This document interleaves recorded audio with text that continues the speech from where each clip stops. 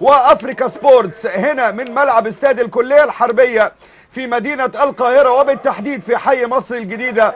ومباراة الذهاب لدور ال 32 ما بين نادي الزمالك المصري ونادي افريكا سبورتس الايفواري. المباراة بادية حامية ومحاولة رزاق وموتويتسي بيحاول، عدت وموتويتسي ضربة البداية هدف، ضربة البداية هدف، واعتقد ان هو اسرع هدف في دوري ابطال افريقيا بعد مرور 40 ثانية. رزاق وموتويتسي، ويا مسهل يا رب، ويا فتاح يا عليم يا رزاق يا كريم، يا فتاح يا عليم يا رزاق يا كريم. لسه يدوب نادي الزمالك بيفتتح المباراة. الاباتشي برادار متميز وبرادار ممتاز جدا من محمود عبد الرازق فضل الله، زكي عدل، والاباتشي الرادار ظبط، ورزاق اوموتويتسي الكينج كونج استغل القوة الجسمانية واستغل الدهاء اللي ربنا اداهوله. واوموتويتسي والزمالك 1-0. افريكا سبورتس، ويا فتاح يا عريم يا رزاق يا كريم، خلي الزمالك يبدأ المباراة.